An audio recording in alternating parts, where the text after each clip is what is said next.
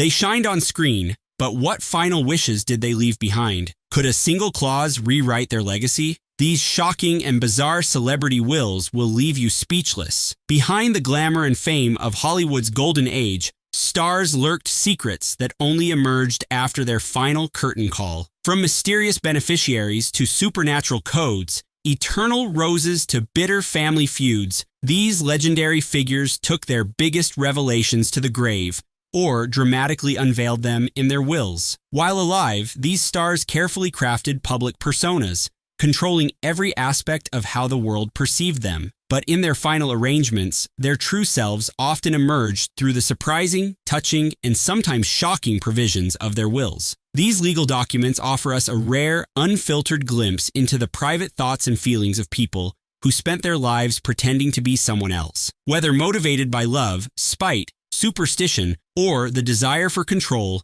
the final wishes of Hollywood's greatest icons reveal the humans behind the legends. Let's dive into the strangest details found in the wills of Hollywood's golden era icons, where the drama often rivaled anything captured on film. The rugged, stoic leading man known for films like High Noon and Sergeant York presented the image of a devoted family man. But when Gary Cooper's will was unsealed after his 1961 passing, it contained a provision that shocked Hollywood society, a generous bequest to an unnamed close friend. For decades, Cooper had maintained a public image as a faithful husband to his socialite wife Veronica "Rocky" Cooper. Behind closed doors, however, he had maintained a close friendship with actress Patricia Neal during the 1940s. When Cooper became ill with terminal illness, Neal reportedly visited him in secret, with rumors suggesting he made promises to provide for her even after his passing. The mysterious provision in Cooper's will fueled endless speculation. While the document never named Neal explicitly, Hollywood insiders immediately connected the dots. Some biographers have suggested there might have been another woman entirely, though no confirmation ever surfaced. Cooper's widow never contested the will despite the rumors, perhaps to protect her dignity and their daughter Mariah's inheritance. Beyond this mysterious bequest, Cooper's will contained more conventional elements. The majority of his estate went to Rocky and Maria, ensuring they would be well cared for. He also directed donations to Catholic charities, reflecting his late-in-life conversion to Catholicism. Yet it was the unnamed beneficiary that caused the biggest stir in Hollywood circles. But if Cooper's will revealed a secret relationship, our next Hollywood legend's final testament showed how true love could transcend even death itself. Comedy legend Jack Benny built his career playing a notorious penny pincher on radio and television, but his will revealed a man whose real-life generosity knew no bounds, especially when it came to love. When Benny passed away in 1974 at age 80, he left behind a will with a provision so romantic it could have come straight from a Hollywood script. He arranged for his wife of nearly 50 years, Mary Livingstone, to receive one perfect red rose every day for the rest of her life. A local florist was instructed to deliver the daily flower without fail. Mary had no idea about the arrangement until the first rose arrived after Jack's passing. When she realized what her husband had done, she was reportedly overwhelmed with emotion. Each bloom served as a daily reminder that though he was gone, his love remained ever present. The stark contrast between Benny's frugal stage persona and his extravagant final gesture of love revealed the man behind the comedy, one whose generosity extended well beyond the grave. While other celebrities left chaotic legal battles, Benny's estate was meticulously organized, just like his perfect comedic timing. While Jack Benny's will was a testament to undying love, our next star had more mystical ambitions after the final curtain. The world's most famous escape artist had one final trick planned after his passing, a supernatural escape from the afterlife itself. When Houdini passed away on Halloween 1926, his will contained one of the most unusual requests in celebrity history: instructions for contacting him from beyond the grave. Despite spending years debunking fraudulent spiritualists, Houdini remained fascinated by the possibility of genuine communication with the departed. Before his passing, he and his beloved wife Bess created a secret 10-word message that only they knew. He promised that if afterlife communication was possible, he would find a way to deliver this message through mediums. Houdini's will instructed Bess to hold an annual seance on the anniversary of his passing. For 10 years, she faithfully gathered with spiritualists, hoping to receive the coded message that would prove her husband had found a way back. These events attracted widespread public interest, with both believers and skeptics eager to see if Houdini could truly transcend the final barrier. After a decade of silence, Bess conducted her final séance on the rooftop of the Knickerbocker Hotel in Hollywood. With reporters and cameras present, she dramatically extinguished a candle and declared, "Houdini did not come through. The mysterious code died with her, becoming one of Hollywood's great unsolved mysteries." While Houdini's will attempted to bridge the gap between this world and the next, some stars used their final testaments for more earthly vendettas. Few Hollywood wills have caused more controversy than Joan Crawford's infamous document. When the screen legend passed away in 1977, her will contained a shocking clause that continues to fuel family drama decades later. "It is my intention to make no provision herein for my son Christopher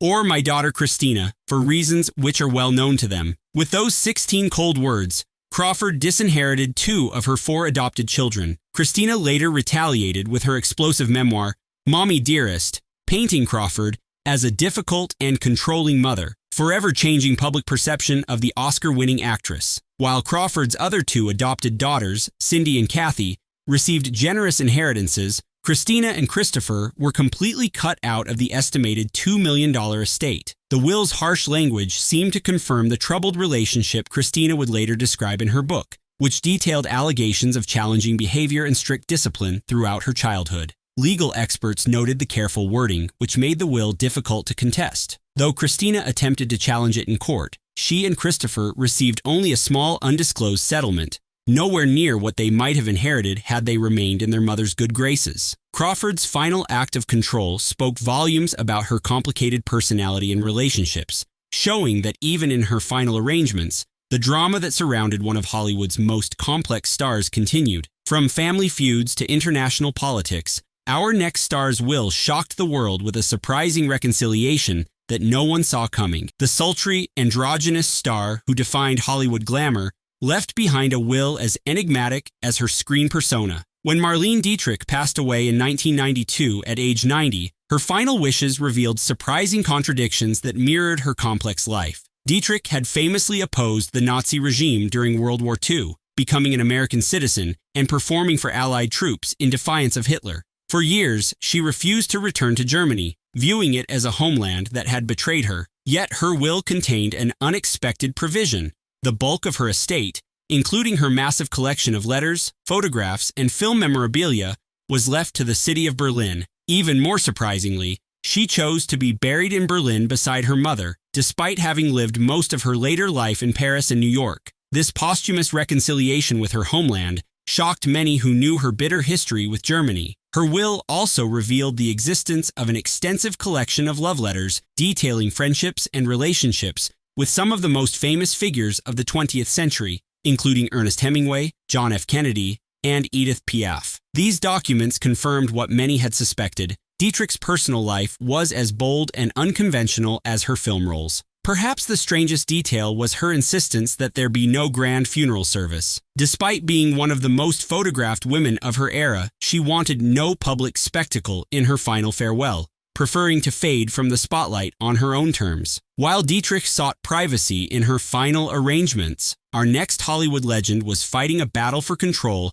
that would continue long after the credits rolled. The legendary dancer who made even the most complicated routines look effortless left behind a will that revealed his deep concern about how his legacy would be preserved and potentially exploited. When Astaire passed away in 1987, his will contained a groundbreaking clause that prohibited the commercial use of his image, name, or likeness after his passing. Long before the digital age made posthumous appearances common, Astaire foresaw how technology might allow his carefully crafted performances to be manipulated. His will explicitly stated that his name, likeness, and dance routines could not be used in ways that would diminish his artistic integrity. He wanted to be remembered for his original work, not as a digital recreation selling products he never endorsed. This decision stemmed from a lifelong belief that an artist's work should stand on its own and not be manipulated for profit after they were gone. Ironically, this ironclad rule was broken 10 years after his passing when his widow,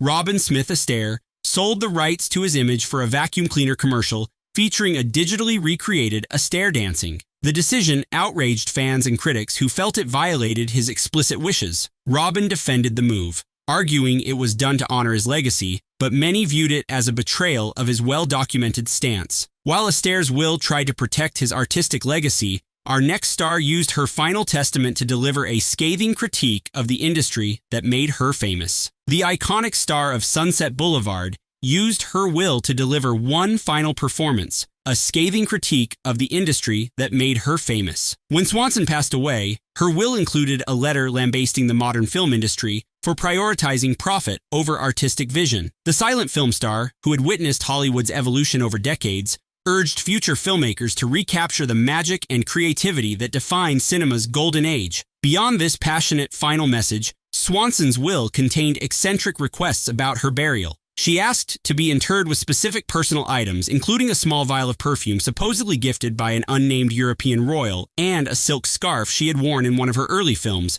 which she believed had brought her luck throughout her career. Perhaps the most telling detail was her decision to leave her private diaries to a trusted confidant rather than family members. These journals, reportedly filled with intimate details about her relationships and career struggles, contained secrets she wanted preserved but controlled. Some historians speculate they contained revelations about her rumored relationships with powerful figures, including Joseph Kennedy Sr. and Charlie Chaplin. In a poetic final gesture, Swanson requested that upon her passing, a private screening of Sunset Boulevard be held for select friends and loved ones. She wanted her defining role as Norma Desmond, the tragic, forgotten silent film star, to be her lasting legacy, a meta-commentary on fame's fleeting nature. While Swanson planned her legacy carefully, our next star left behind a will shrouded in mystery that would spawn legends for decades to come. Hollywood's first great heartthrob left behind one of the most mysterious wills in Golden Age history. The Latin lover of the 1920s passed away unexpectedly in 1926 at just 31 years old. His passing caused mass hysteria, with thousands of grieving fans collapsing in the streets during his funeral. One of the most unsettling details in Valentino's will was the eerie sense that he had foreseen his early departure. Just a year before, he had confided in friends that he believed he would not live a long life. His will reflected this strangely prophetic mindset. He was meticulous in planning his estate despite his young age. The most shocking omission was his longtime companion and rumored fiancée, actress Paula Negri. Negri claimed that she and Valentino had secretly planned to marry before his sudden illness. Yet Valentino's will made no mention of her, leading to speculation that their relationship was not as serious as she had portrayed. This caused a scandal, especially when Negri dramatically collapsed over his casket at his funeral. Even more peculiar was the fact that Valentino left a significant portion of his estate to his manager and close friend George Ullman rather than his family. This decision led to years of legal battles with Valentino's estranged relatives contesting the will. Another bizarre element involved an undisclosed mystery woman. Some reports suggested that he had bequeathed a sum of money to an anonymous woman described in vague terms within the document. Over the years, numerous women came forward claiming to be the secret beneficiary, but no concrete evidence ever surfaced. Perhaps the most unsettling posthumous mystery tied to Valentino's will was the legend of the Lady in Black. Every year on the anniversary of his passing, a veiled woman would visit his crypt at Hollywood Forever Cemetery,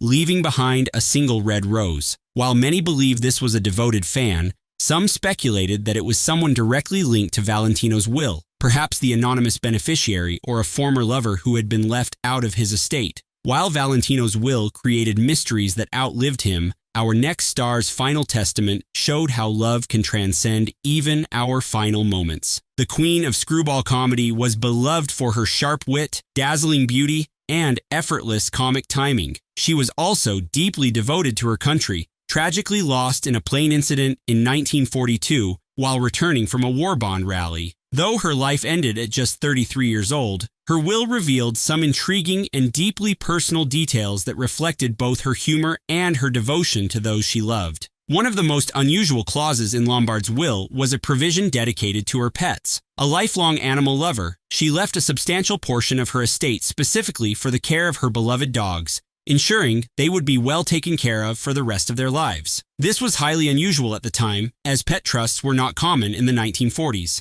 Another fascinating aspect of Lombard's will was her treatment of her husband, Clark Gable. At the time of her passing, Gable was devastated, as he and Lombard had one of Hollywood's most famous love stories. Lombard had made sure to provide for him financially, leaving him personal keepsakes including love letters and mementos from their time together. What truly stood out was a handwritten note she left for Gable, discovered among her personal effects. The note reportedly contained words of encouragement and love, urging him to move forward with his life and continue his career. Some believe this was her way of offering comfort from beyond, as she knew how much her loss would impact him. Despite her wealth, Lombard's will allocated a significant portion of her estate to war relief efforts and the Red Cross, reflecting her patriotic spirit. One of the strangest provisions was her request for a fun and lively memorial service, rather than a somber funeral. Lombard had always been full of life, and she wanted her loved ones to celebrate her with laughter rather than tears. While Lombard's will reflected her vibrant spirit, our final Hollywood legend used his will to indulge in his trademark irreverence one last time. The legendary comedian, known for his wit,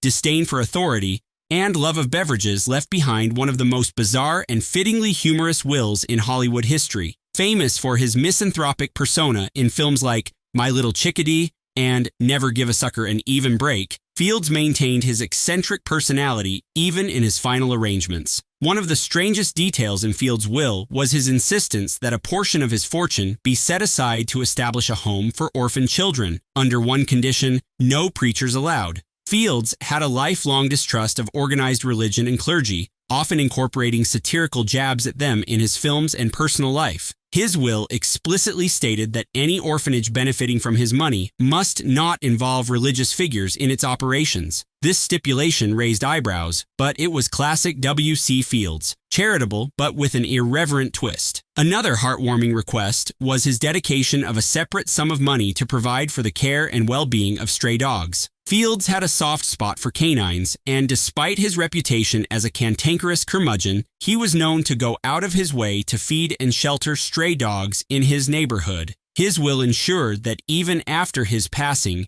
his love for animals would continue through charitable contributions to animal welfare organizations. Fields also made a rather comical decision regarding his burial. Though he was eventually laid to rest at Forest Lawn Memorial Park, his original wish was far more unusual. He wanted to be buried in a location where he could see the bums play baseball. This was a nod to his well-documented love of baseball and his fondness for spending time watching amateur games. Perhaps the most mysterious element of his will was a supposed clause stating a hidden stash of money had been left somewhere waiting to be discovered. Fields was notorious for his concern regarding banks and was rumored to have kept large amounts of cash hidden in various locations. Though no official record of such a clause exists, speculation about hidden caches of Fields' fortune persisted long after his passing, adding a final touch of intrigue to the legacy of one of comedy's greatest stars. From eternal roses to secret codes, mysterious beneficiaries to bitter family feuds, these extraordinary final wishes reveal that Hollywood's golden age stars were just as fascinating off-screen as they were on it. Their wills offer rare glimpses into private lives often carefully hidden from public view, showcasing romance, bitterness, eccentricity, and foresight that continue to shape their legacies long after the cameras stopped rolling. What's particularly striking is how these documents often contradicted the public personas these celebrities had crafted. Jack Benny, the legendary miser on screen, proved to be a hopeless romantic in his final arrangements. Joan Crawford, who projected an image of maternal perfection in publicity photos, revealed family fractures that would become Hollywood legend. Marlene Dietrich, who had sworn never to return to Germany, chose Berlin as her final resting place. These bizarre celebrity wills remind us that even the brightest stars must eventually fade, but through their final acts, they ensured their stories would continue to captivate us long after their final curtain call. In the end, perhaps the most valuable thing these Hollywood legends left behind wasn't money or possessions, but the extraordinary stories that continue to entertain us decades later, proving that in Hollywood, the drama never truly ends, even after the credits roll.